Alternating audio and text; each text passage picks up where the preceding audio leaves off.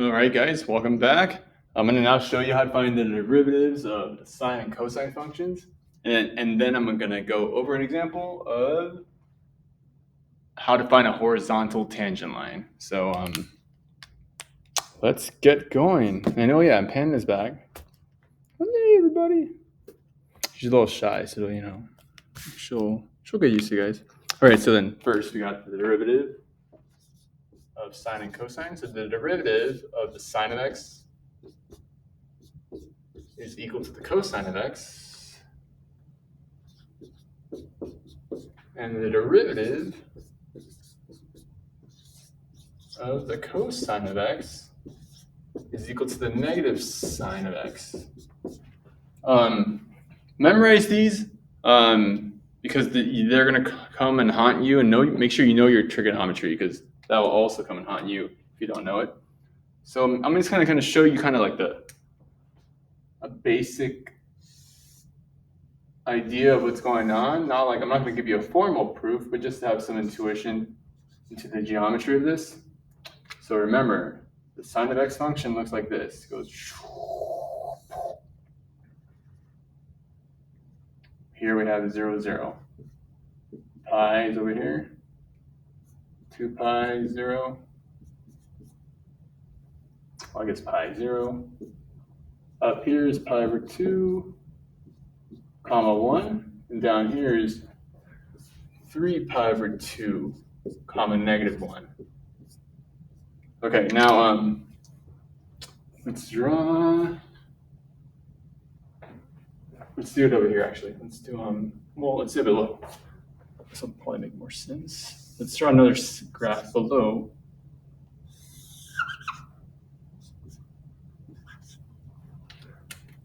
Where's my purple? Let's use purple. Okay, so we want to. So this is a sine of x function. If we want to find the derivative, you're essentially looking for the slopes of the tangent lines. So at the beginning here, at 0, the slope is 1. We could say we'll just say 1. We'll put 1 if you know what I mean. 1. The slope here is 1. So if we want to graph the derivative, we would have our first point over here at 1, or we can say 0, 1.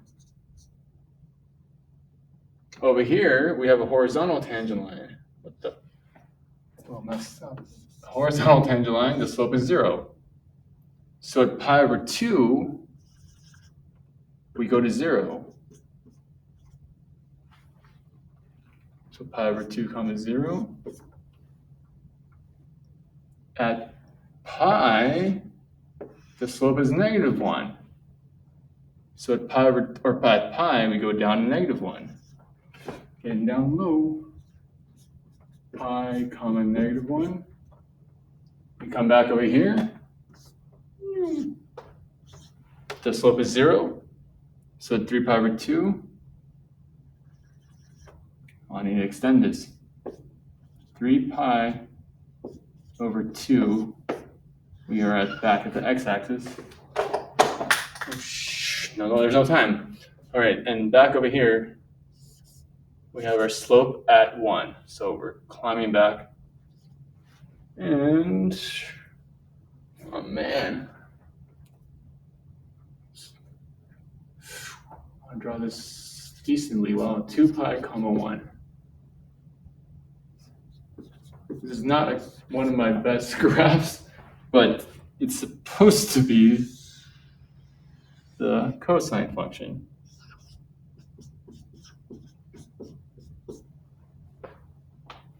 Dun, dun, dun, dun. Actually, it doesn't look that bad when you look on camera. But that's the idea. You can do the same sort of thing for here. Now it's like, well, how do you know those? Now you're like, how do you know those are exactly those values? Well, that's where you would have to do an algebraic or formal proof, and I'm not going to do that here. That just takes a long time. We got to practice our calculations. So let's go through some examples.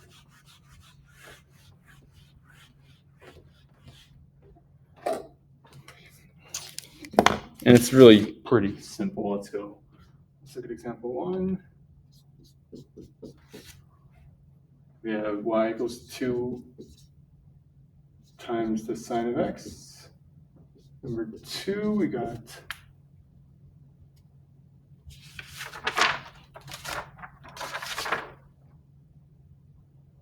y equals the sine of x over 2. Number 3, we got y equals x plus the cosine of x. And number 4 will be over here. Number 4, all over here, all by its lonesome. Y equals the cosine of x minus pi over 3 sine of x. So feel free to try these on your own first, then you can pause the video and check that you're doing these correctly. Here I go. Very simple. This is just the derivative. This y prime, the derivative, is just going to be 2 times the derivative of the sine of x, which is cosine of x. So this is just 2 times the cosine of x, or 2 cosine of x. That's it. This is the same as 1/2 sine of x, or just, again, 0.5 sine of x. But to find the derivative, you just take 1/2 and multiply it by the derivative of the sine of x. So this is 1/2 cosine of x. Not an issue, not a problem. Here, don't overthink this. Using the power rule for x, remember this is like an x to the 1. So if you want to be like all sophisticated, showing this all mathematical, you would take the power rule, do 1 times x to the 0 plus the derivative of the cosine of x. Hey guys. Which is the negative sine of x, given here. But x to the 0 is just 1, so this is just 1 times 1, so that's just 1. And that's just 1 minus the sine of x. Oh yeah, and going back to 4, y prime, take the derivative of cosine of x, which is negative sine of x, minus pi over 3 times the derivative of sine of x. Don't let this pi over 3 confuse you, make you think it's like another complex function, because it's just a number. It's really just a number. Believe me, it's just an irrational number. So the derivative of sine of x is cosine of x. So this is just your answer. Negative sine of x minus pi over 3 times the cosine of x. All right. Now let's look at the horizontal line, or the horizontal tangent line problem.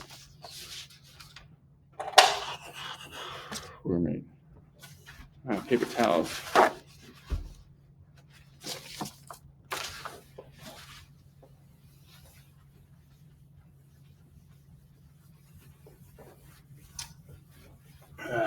So, feel free to talk amongst yourselves as I erase this.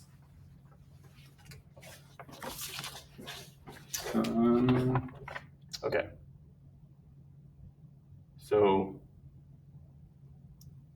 4, y equals x to the 4th minus 6x squared plus 4. Find where the tangent line is horizontal. Find where the tangent line is horizontal.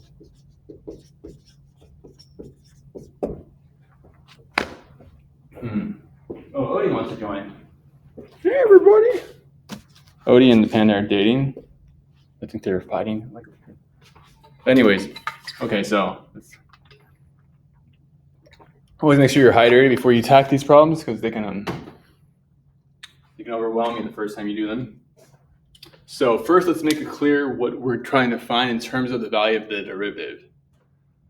If it says the tangent line has to be horizontal, that means the derivative is 0. The slope is 0. So let's first find the derivative, and let's find where that derivative could be 0 by solving. So finding the derivative first. We go y prime equals 4x cubed 2 times 6 minus 12 x to the 1, or just minus 12x, plus 0. So this doesn't even do anything. You can just do plus 0. So just forget about it. Or let me just write it in y prime equals 4x cubed minus 12x. Now it says find where it's horizontal. So set this equal to 0. Should I just go? So this is equal to 0. So I'm just solving for the zeros of this. I don't know why I wrote that again, but just to separate it from there. I'm just solving this equation first for zeros. So let's do some factoring. Good old algebra days. They're back.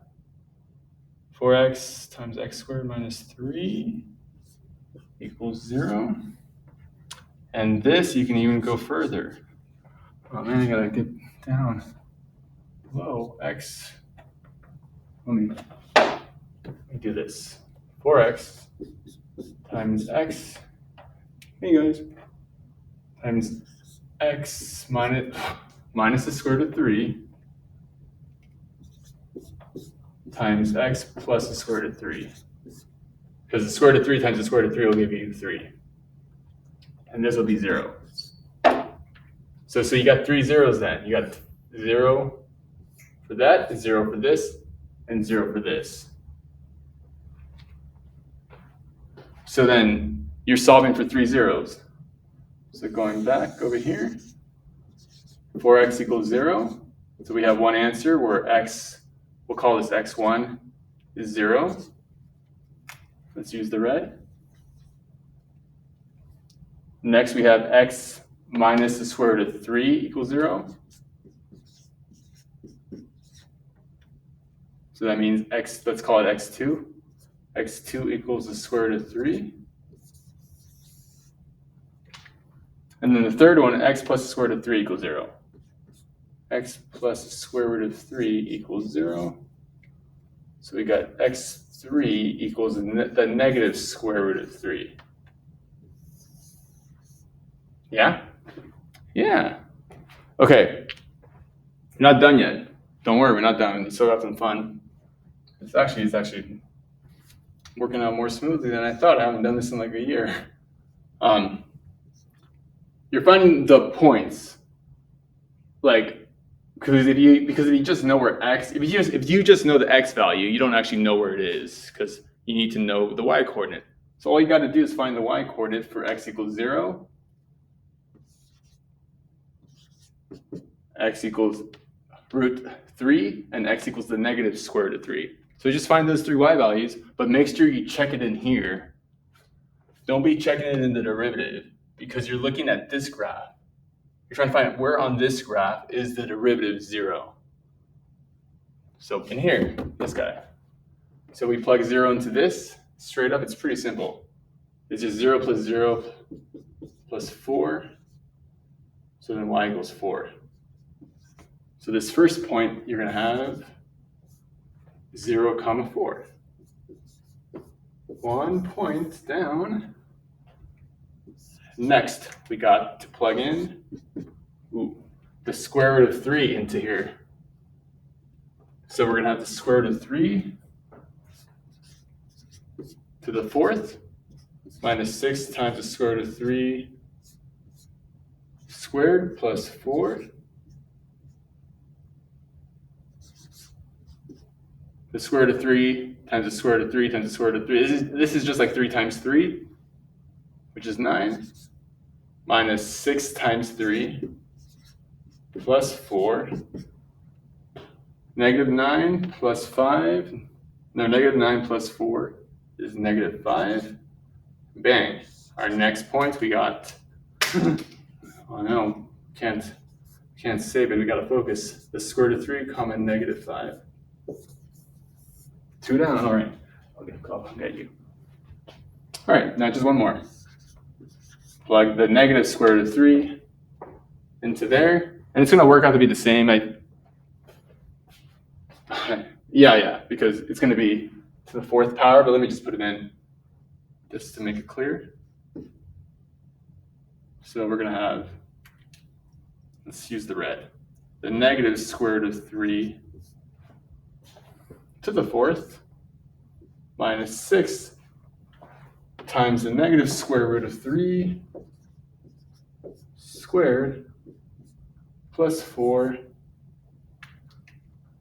which will give you positive 9 minus 6 times positive 3 plus 4, which will give you negative 5. But make sure you write the point as negative square root of 3, comma, positive negative 5. That sounded confusing. But just write this.